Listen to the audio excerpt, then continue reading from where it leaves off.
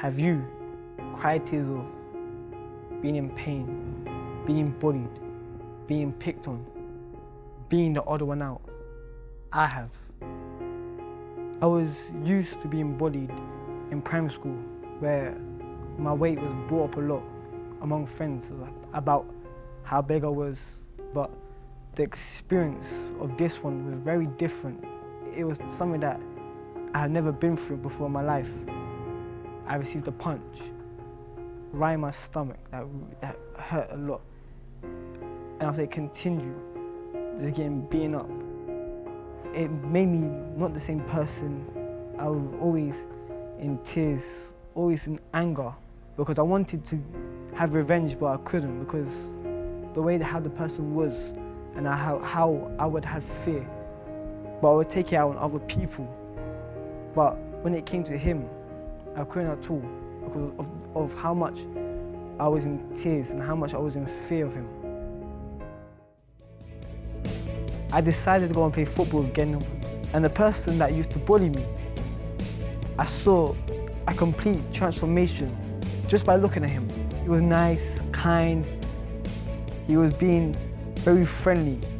I was shocked and surprised till he invited me to a youth group that's a part of his church, where I thought he's inviting me after 1 year of being bullied from him.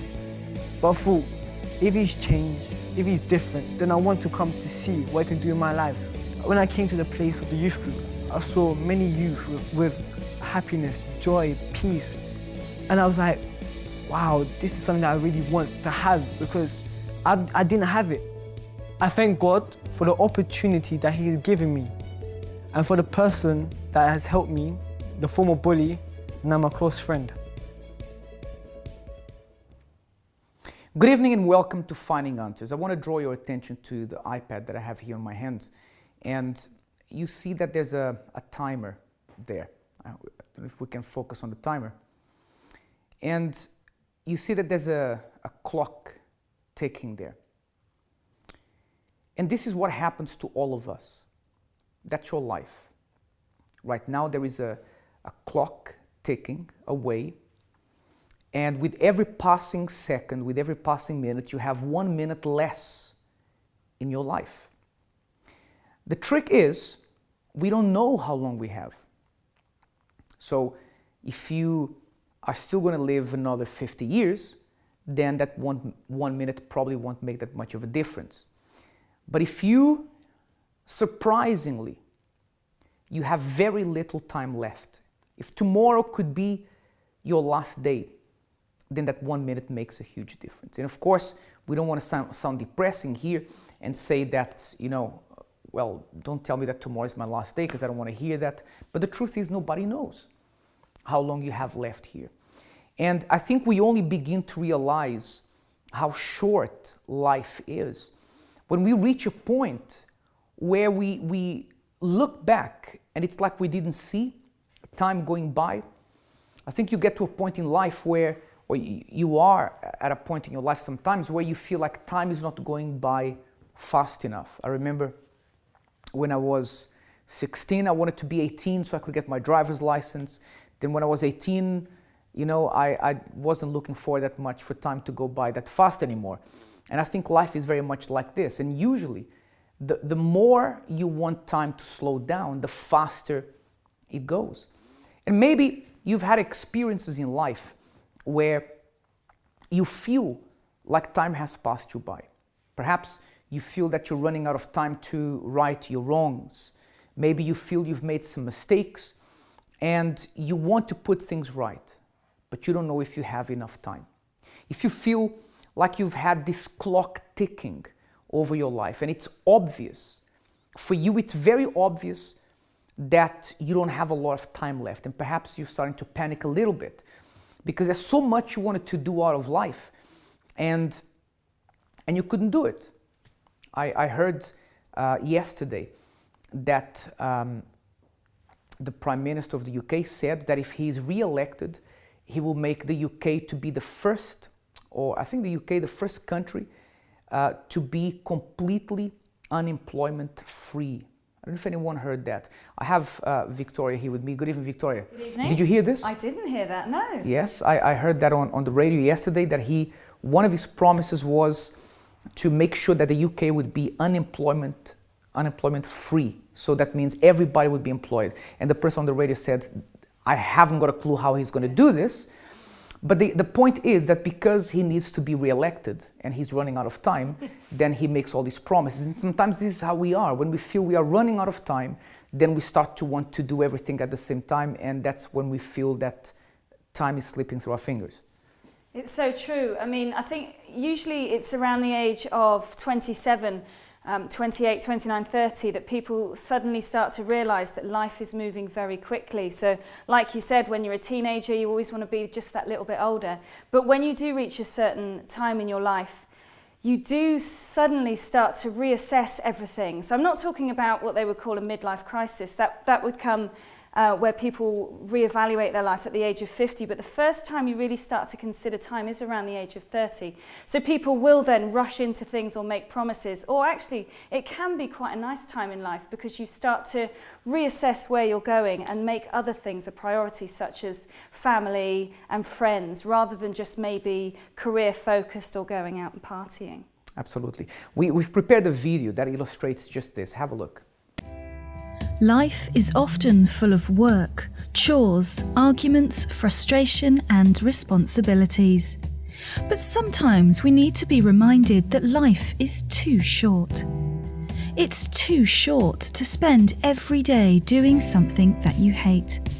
It's too short to hold grudges against the people we love. Too short not to see the wonders of the world and not to live life to the fullest. That's not to say you can completely eliminate tedious tasks from your life. But we shouldn't use our obligations as an excuse not to chase the freedom to pursue the things that really matter to us. Maybe you're tolerating things in your life that would benefit you if you didn't. Do you worry about other people's opinions of you? Do you waste a great deal of time and energy thinking about how others view you? Why not be in charge of what you want and what you don't want, rather than being told by other people? Are you in a job that you hate? Most people spend a very large proportion of their time at work. If you hate your job, then you will spend over half your life being unhappy. You deserve more than being unhappy at the one thing we spend more time on than anything else that we do. Maybe you're holding on to a grudge.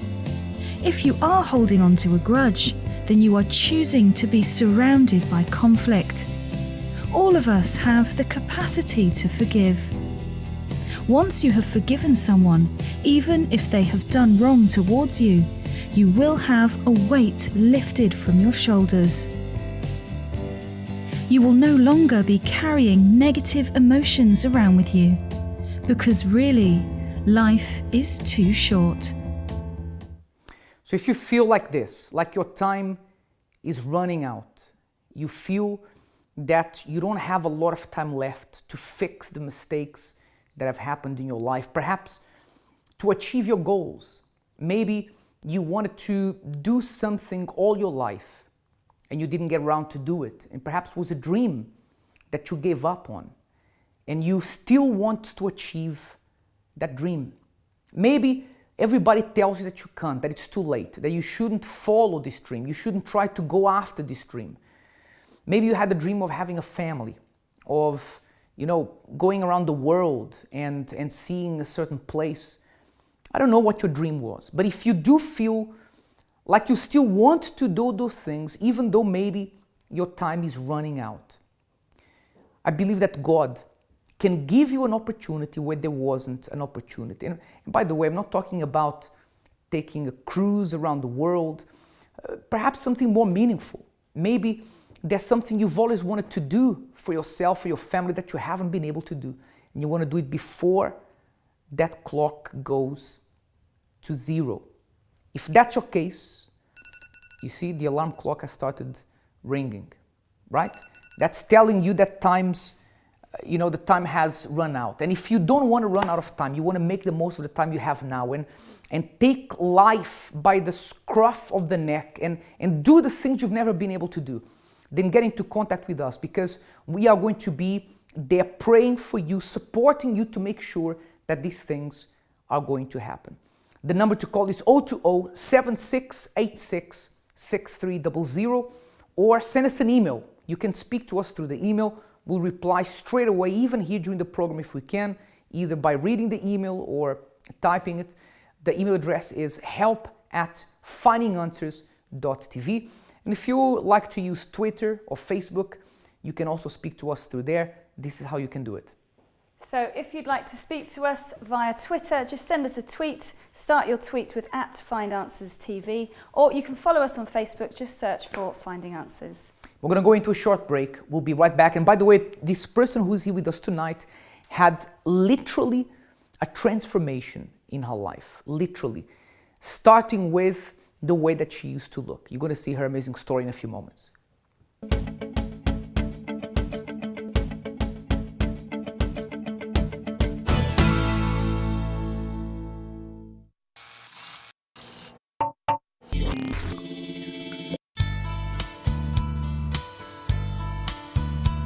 At Christian Books Plus, we offer a range of Christian books, Bibles, gifts, DVDs, and so much more. Our headquarters is situated in Finsbury Park, North London, and we have a few other stores located across London and around the UK. Our aim is to provide you with inspirational reads and beautifully packaged gifts that will enhance and strengthen your walk with God. However, if you prefer, you can shop from the comfort of your own home. On our newly revamped website, you can find the full range of products that we sell, from children's stories to Christian music. Purchasing from us is simple and easy. Select what you'd like, add it to your basket, fill out your details and proceed to the payment section, where you'll be able to make your purchase securely and have all the items delivered right to your door. We strive to provide the best service at all times, with staff that are warm, friendly, and always ready to help.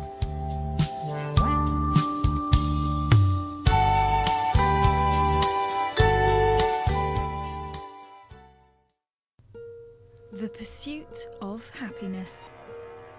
What will make you happy? Success? Fame? New shoes? Financial security? Love? Education? Independence? Family? Sometimes in the pursuit of things we think will bring us happiness, sometimes we fail to see that we aren't happy, or we never find it. We live in a world of people. Rather than pursue things to make you happy, what if we all worked to make each other happy? Wouldn't we all be happier?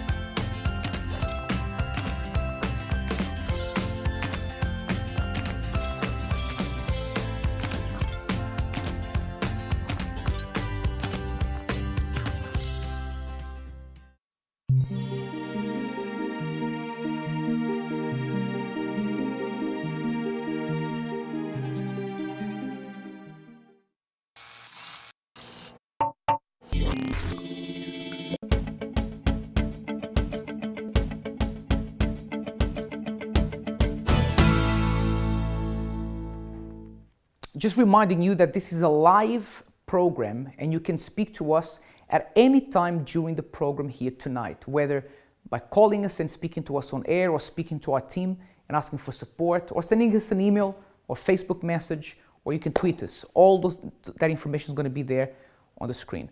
Now, Victoria, you have found out what the 5 top regrets people have are, right? Yeah, so research has been conducted and they asked elderly people and even the dying what their regrets were, and they've compiled them, and there's 5. So these are the 5 top regrets that people have when they're getting to the end of their life. Now the first one is, I wish I'd had the courage to live a life true to myself and not what other people expected of me. The second one is, I wish I hadn't worked so hard. And the quote for that is, somebody said, I feel like I've lived a life of a treadmill of an existence. So people are just constantly at work, and it's just like living a treadmill of work. The third one is, I wish I'd had the courage to express my feelings. And this was primarily in relation to feeling bitter and resentment towards people, and not actually talking about it and get it out of their system. So people holding on to negative thoughts right up until the end of their life. And the final one is quite simple but very important. I wish I'd let myself be happier.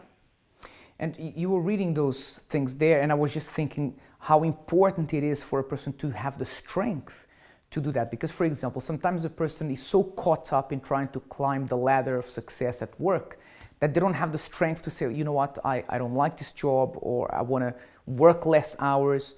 And they think that they might lose that job, so they don't have the strength to take that step. And it's important for the person to feel, or to have rather, the necessary strength to take the step that maybe they've been afraid of taking, right? Yeah, it's an interesting point, because people often think that it takes a lot of strength to keep going or keep up with the rat race, go to work, pick your children up from school, do all those things. But actually it does take a lot of strength to just stand back, assess your life and say, do you know what? This isn't actually what I want. So it is important that you surround yourself by people who give you confidence, because people do often believe that they can't fulfill their dreams because they're lonely, they think that's what they're supposed to do. But if you do stand back and look at your life, then it is very important that, yeah, you have the strength to say, this is the path that I want to take. Now let's meet someone who had the strength to say, I want to do something about my life. I'm not happy, and I want to do something about changing my life. Let's meet Yvonne. It's pushing me for the rest of the week, so it's like a boost. Things were really tight. Today, the way I see myself is completely different.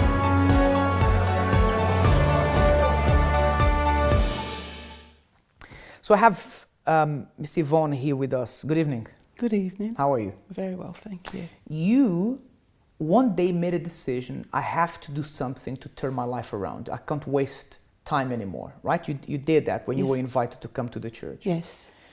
Before we speak about that, let's talk about how your life was before. Give us an idea of how your life was prior to coming to the church. Okay, prior to coming to the church, I had anger issues. I had a lot of resentment and hatred towards my stepfather because of the sexual abuse that had taken place. I used to have really bad nightmares. I wasn't sleeping well. And on top of that, I had a skin condition. They called it severe eczema, but it was something that wouldn't go away. So my life was pretty miserable. I was miserable on the inside and on the outside as well. So before we go to the health issue, because that was pretty severe, and we have a picture to show, but we're going to do that a bit later. You said you had these anger issues because of abuse that stemmed from your stepfather. Yeah. So were you a victim of, was it physical abuse, sexual abuse? Sexual abuse from the age of 8 to the age of 12. Right. And I didn't speak out about it. I didn't tell my mother about it. I didn't speak to my siblings about it. It was something, I was in pain and I was hurting and I was angry, and I was also treated differently from his other children. So that built up a lot of anger inside of me. Mm-hmm.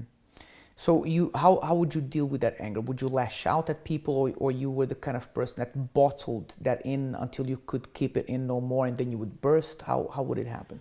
I would bottle it in, I would keep it in. And when I exploded, I literally exploded, and it would be verbal, it would be quite intimidating, quite aggressive, and quite nasty. So. Right. Because usually it is said that people who are quite calm when they do lose it, they really lose it, right? Yeah. It's not like the person who loses it all the time, because they keep this in for so long. And that's what happened to you. It is what happened to me. I literally saw red mist when I'd reached that stage. And that was the stage where I physically wanted to hurt somebody really, really badly. And that is what would happen. It's just that, I knew that if I did what I wanted to do, I would end up being arrested, and that would mess my life up even more. We're going to have a look at a picture now of how you looked, what you looked like before you came to the church when you had this skin condition. Or if we can get the picture there on the screen. And that was you, Yvonne. Yes. How long ago was that? 2005 to 2010. So for 5 years? 5 years. That's exactly, was that like every single day? Every single day. Literally, the skin was peeling, splitting, falling off, and I would be in pain, and to the point I had to shave my hair off, the blisters, the soreness would be from my head to my feet. I mean, how would people react when they saw you like that? Some people would swear at me, some people would mock me, people would stay far away from me if I was on the bus, they wouldn't want to sit next to me, going shopping, handing money over and receiving the change would be thrown at me. Really? And do you think that was out of spite, or people were just ignorant about the kind of problem you had? They didn't know how to deal with it? I looked different. I didn't fit in with the world's normal requirements, if you like, in my appearance. Example, I'm just thinking here, because you had that condition and you looked like that, when you knew you had to go out of the house to go and do something, how did you psych yourself to go out of the house knowing that people were going to treat you like that? What did you do? I knew that if I didn't go out, I had to, the places I went to were work and home. And I knew that if I stopped going to work, I would lose money. If I lost my money, I would lose my home. And if I lost my home, I would be out on the street. Right, so you had no option. I had no option. No one else was going to provide for me. What kind of medication did you try to solve this problem? I tried the prescribed medication from the doctors, which included steroid creams. It didn't work.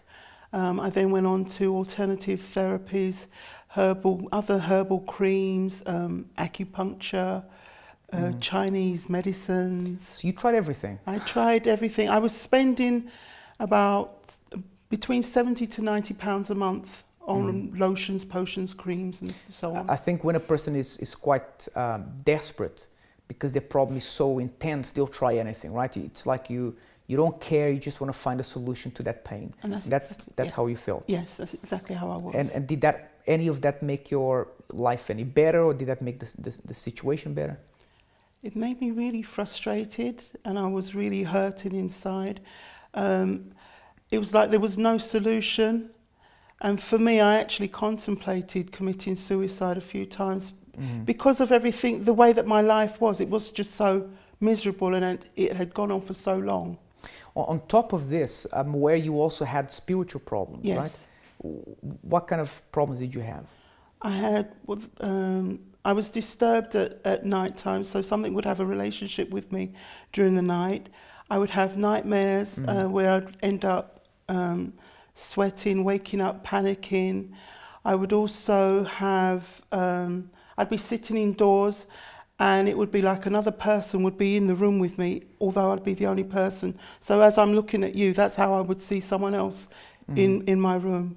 That vividly? That vividly. And I could clearly describe what they were wearing, what they were doing. I could see everything. Have you ever been in a mental hospital, admitted to a mental hospital? No, no. So you were not crazy? No. I knew I wasn't crazy, but it wasn't something that I could discuss freely with other people, because I knew it was unusual things that were happening to me. I mean, and just something I want to say, I mean, you didn't have the problem of wasting time. You were trying to solve your problem the way you best knew how. So you were trying creams, you were trying all this kind of stuff because you didn't want to waste time. There are people that they come across what could potentially be a solution to their problem, but they waste time. They say, I don't want to try it.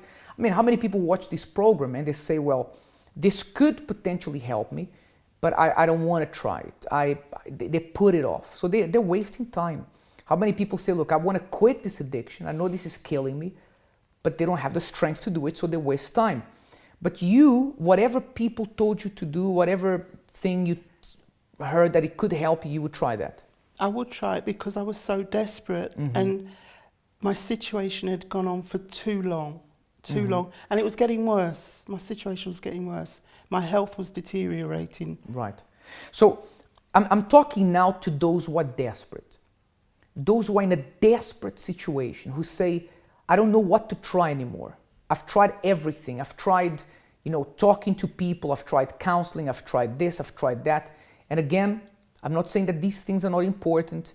I mean, you tried medication. We're not saying medication is not important, because it is. If I get sick, I'll go to the doctor. I'll take medications. But then the thing is, if that doesn't work, you have to try something else, right? You can't just quit because that didn't help you. And here you have an alternative with this program. What I'm presenting to you as a solution is God. But maybe you say, James, but I believe in God. I've been to church. I've done that. It didn't change my life. But maybe you've heard about it in a dead way. You've heard that God loves you, but you didn't hear that He can heal you. You heard that God cares about you, but you didn't hear that He has the power to bring your family back together again.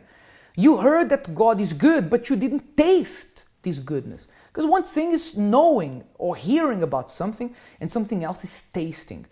And when you receive the strong prayers that we do there in the church, that changes your life. If you want to talk to someone about this, you can do that right now as we go for the break. The number to call is 020-7686-6300. After the break, we're going to hear from Yvonne how she managed to change her life. What was it that she did that changed her life? We'll be right back.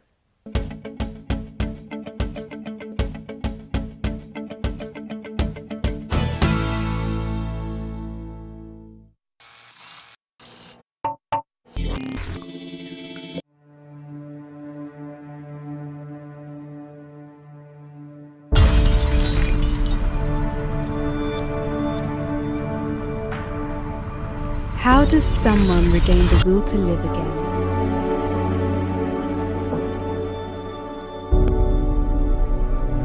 Let us help you.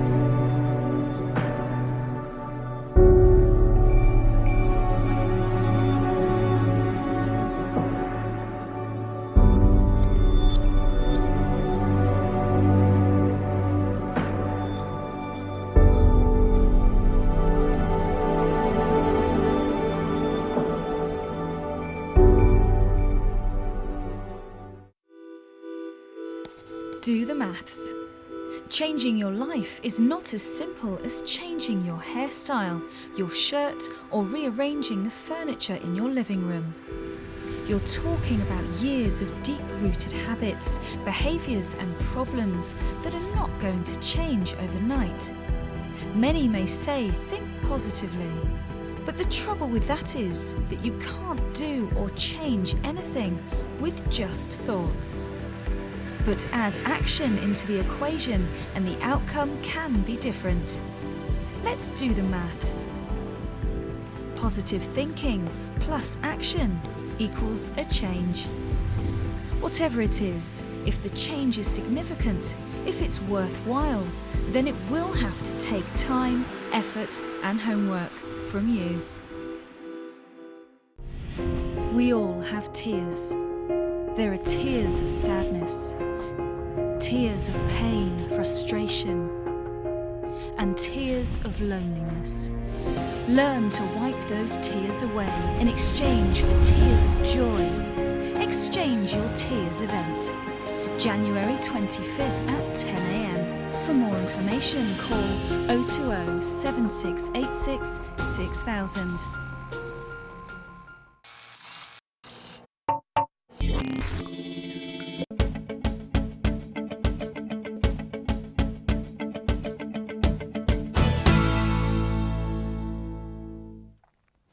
Welcome back. Actually, let me talk to that camera there. Let's see if we can get the camera on Victoria, because we just got an email here, someone who identified with what we were saying in the program, and I wanted to see if we can read the email and also give this person some advice.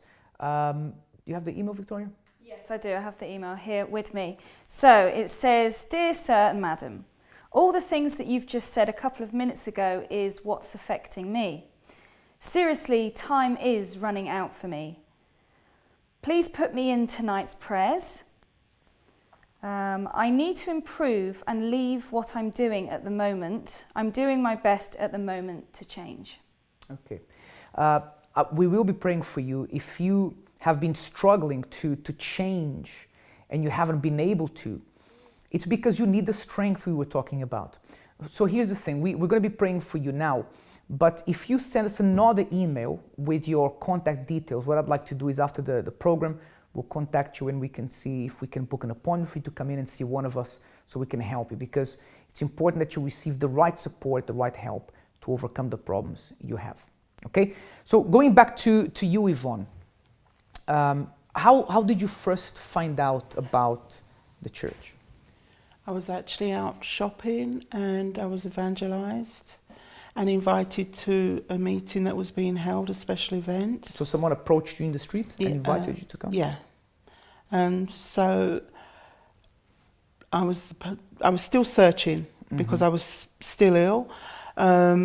So I took the opportunity, and that was the best decision that I made of my life. So someone invited you and you came, what, the same day, the next day? It was an event called the Day of Decision. Right, I remember that. Yeah. But so you came for that event. So in other words, you didn't waste time. No. Right? And that's interesting, because when the person is really desperate to find an answer, when you don't want to waste time anymore, the moment that someone throws you a lifeline, you grab that with all of your strength, and that's what you did. Now, when you came to the church for the first time, did your skin heal up immediately? No. Okay, it's important that you say that, because some people think I'll go there and it's like magic and it's going to happen overnight. Instead, that's not the case. Tell us what was the progress like? The first difference that I'd actually noticed was I slept. I was able to sleep after my first visit to the church, and that's why I knew that something was different about this place. And you couldn't sleep properly before? I hadn't slept properly for years. And you know what? I sleep like a baby. But give us an idea, how horrible is it when you want to sleep, you want to rest, and you can't? How much does that affect you? My mind of the night time was literally bombarded with terrible visions, terrible nightmares. It just disturbed my sleep pattern. So, like I said, I still had to get up and go to work. So I was always tired, always irritable, and I just had no peace. Mm-hmm. So for me, walking in and receiving the prayer, listening to the word, and then going home and sleeping, that was something exceptional for me. So that was like a sign for you that something was going to happen there in the church if you continue to go. That God was real. Right. Yeah, for me. And after a period of time of you attending the church, what happened to you? I mean, what happened to your health? What happened to that anger you had inside? How did you change? I kept attending regularly on Sundays, Wednesdays, and Fridays.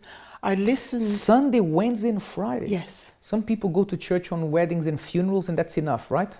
But you were going 3 times a week. Yes, it was different. Mm-hmm. It was completely different. It wasn't something that I was used to, but I was desperate, and I'd seen the first sign that I was getting helped. So for me, I was doing chain of prayers. So to me, I wasn't losing anything. I could only gain. Right. And slowly, my personality was changing. My thoughts were changing about myself. My health was improving. And finally, the skin condition cleared up, which nothing else worked. So I knew that God was working there in the church. So and the amazing thing is that it wasn't just your skin that changed. You changed as a person. I mean, today, are you still an angry person? You still have trouble sleeping at night and have spiritual problems, or you're free from that? I sleep so well, it's untrue. It's good to sleep well, isn't it? It's nice. It's just nice to wake up so refreshed. No more nightmares, no more anger issues. It's just a peacefulness that I can't fully explain, but I know that I have it, and it's what's changed me from within. So it's that transformation from within that's helped. What would you say to people that are watching your story now and that have tried everything to solve their problems? Like you had tried medication, you had tried everything. What would you say to someone who perhaps is watching us now, feels that they're running out of time to solve their problems? They've tried everything, but they do want to find a solution. What would you say to them? I'd say try God. Walk into the church and try God, because they will see a difference. If people knew what I'd suffered, we're talking about over 40 years, and my problems were resolved within a few months of me being in the church. So God is very real. Walk in and into the church and receive the help. So if everything has changed, if now you have what you want, why haven't you stopped going to the church? Because I want more, and my life just keeps on improving. It doesn't stop. And also, I want to see other people. I want to help other people. I want them to know that God's real and God will help them. And the same advice that I received will help them too. And that's what you're doing here now. You're helping other people by telling them your story. I hope so. Right? You know, this week, actually last week, we had someone who came to the church because they were watching Finding Answers. And this person has now started her life transformation. We were talking to her. And it's amazing to see the full circle, when the story comes full circle.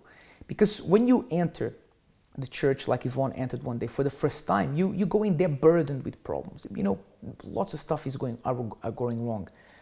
But the moment you start receiving the help and the support you need, then the transformation happens. And once it does, you're so glad, you're so happy that all you can think about is to go out there and help others and let others know what God has done for you. So although we're talking about tonight life being too short, if you are still watching us, it means you still have time. If you are still watching us, if you stumbled upon this program, it's telling you that you have time to do something about your problems. We're going to go to the streets of London to see what they have to say about life being too short, and then we're going to go to a break and we'll be right back. Definitely depression is probably number one. They're arguing and they're talking negatively about each other. What is more valuable than another? And so you can have as many friends and family as you want. It just depends. Is a common regret, like, oh, like I should have like asked that person out, or like.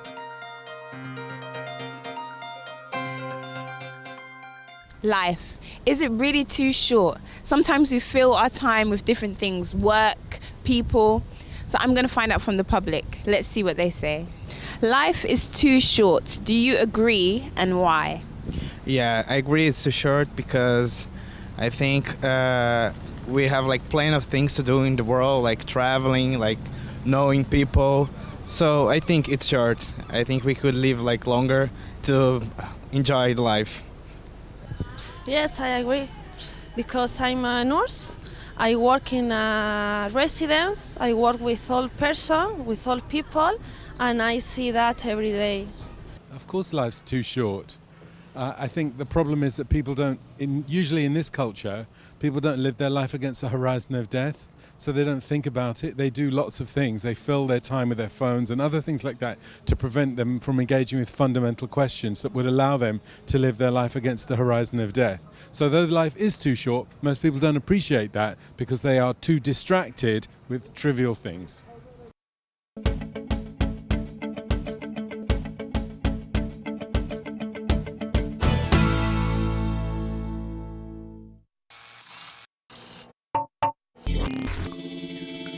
Hi, the Chrissy B Show airs live on Mondays, Wednesdays and Fridays, coming to your homes with entertainment, life issues as well as hard-hitting topics, coupled with friendly and practical advice. I love to look at the happier side of life and believe a person can achieve amazing things when they put their mind to it. The Chrissy B Show, always aiming to show you the happier side of life.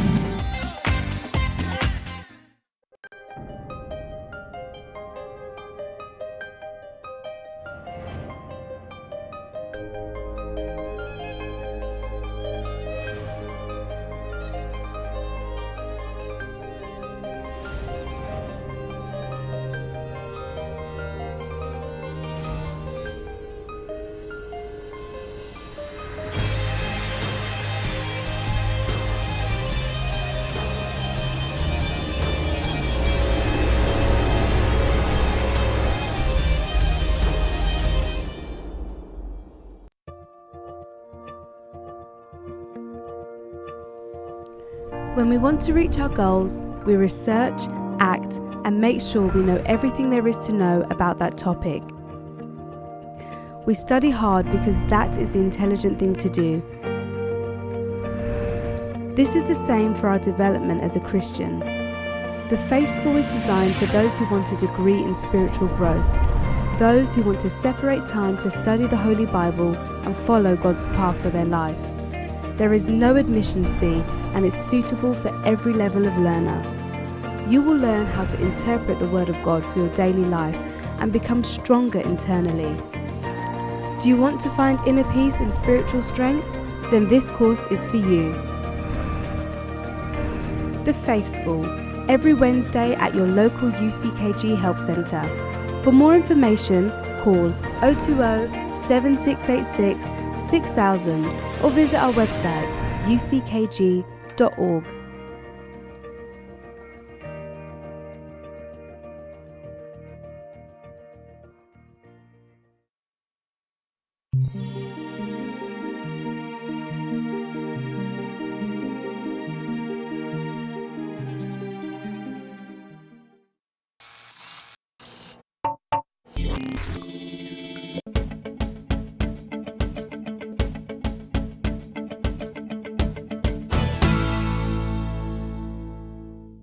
Welcome back.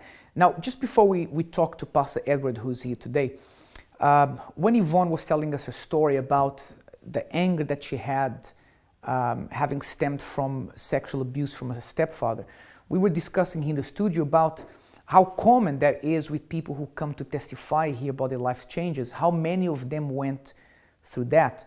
Now, we know it's very difficult to find out exactly how many people have gone through sexual abuse, but Victoria was looking at some statistics. Do you want to talk about that, Victoria?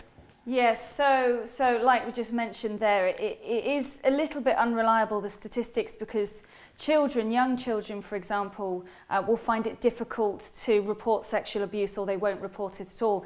But what I did find is that 64 children are sexually abused every single day in England, and 86% of those attacks are carried out against females.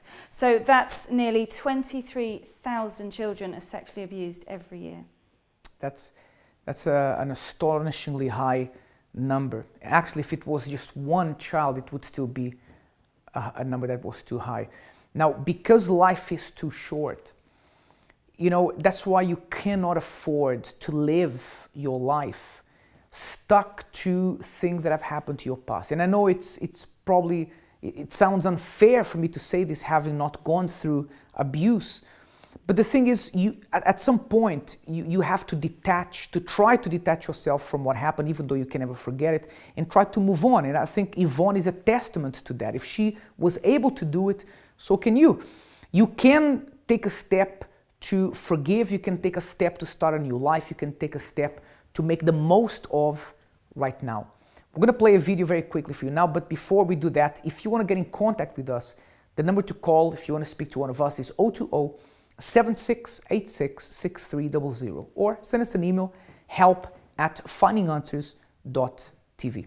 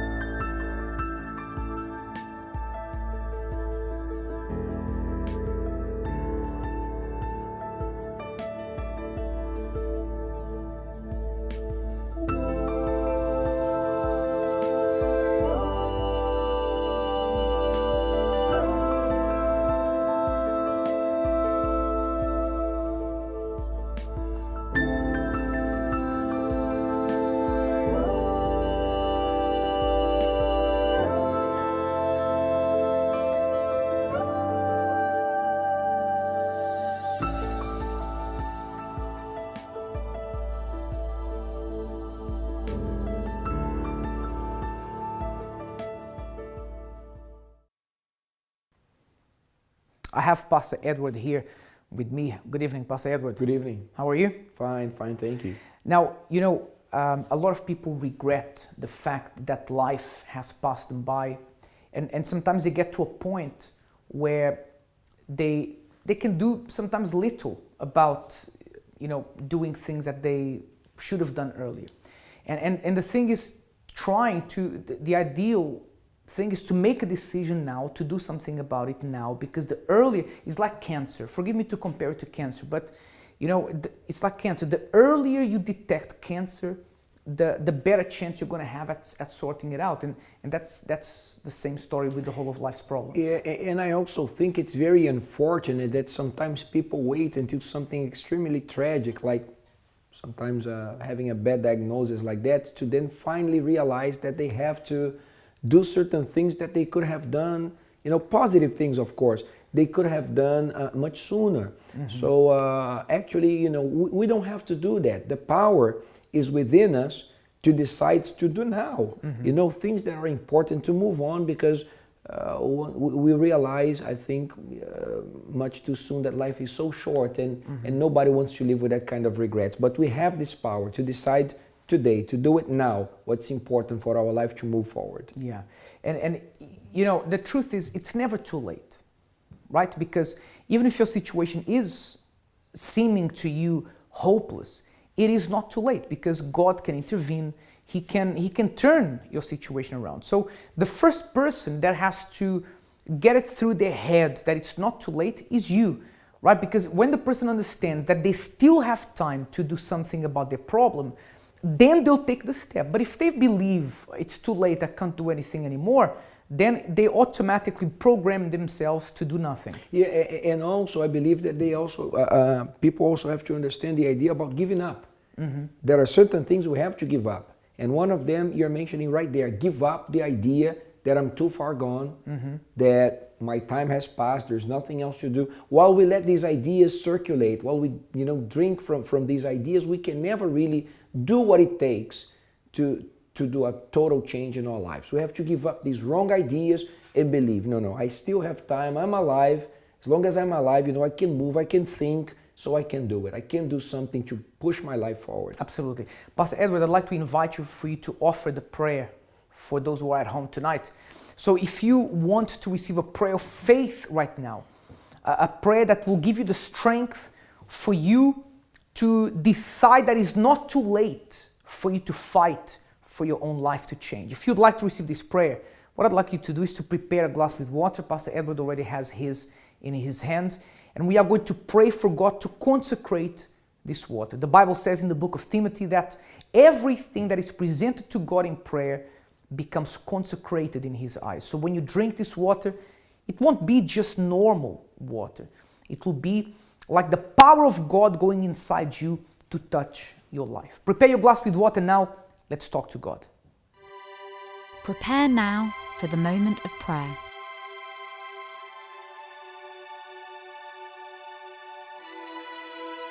If you would like a prayer for your general well-being, send your name and prayer request to prayer@findinganswers.tv. My God, right now, we unify our faith with this viewer, who knows, maybe watching us with tears. Maybe tears of regret for not doing what he or she knew they could do to improve their lives, to develop their lives. But we know, my Lord, that as long as we are alive, we can do something to better our lives, to improve. So in this moment, I'm asking you to send your light, your power, wherever this person is, maybe at home or even in a hospital or at work, wherever they are watching us right now, praying with us. Shine your light there to take away these wrong ideas, these misconceptions that we're too far gone, that we're too old, that we're too this or that. No, whatever the situation is, we can change, because if you're with us, there's nothing impossible. So I pray, my Lord, for everyone that is watching us right now, this person who maybe lost a family member, this person who is maybe sad right now, empower them to overcome the sadness, the loneliness, whatever is holding them back, and help them overcome, help them be strong, lift them up right now. We bless this water, my Lord, so that whoever drinks with it right now with us, my Lord, be blessed. I pray on behalf of everyone, on behalf of Chukuzi, my Lord, that in Jesus' name you may also touch and lift, my Lord, everyone that is praying with us. And those who agree with this prayer can now say amen and drink from the water.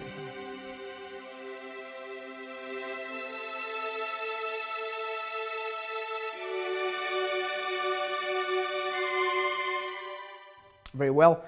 It's been a pleasure to have you here with us. And I want to remind you that you can speak to us anytime. We, myself and Pastor Edward, we are at the church every single day.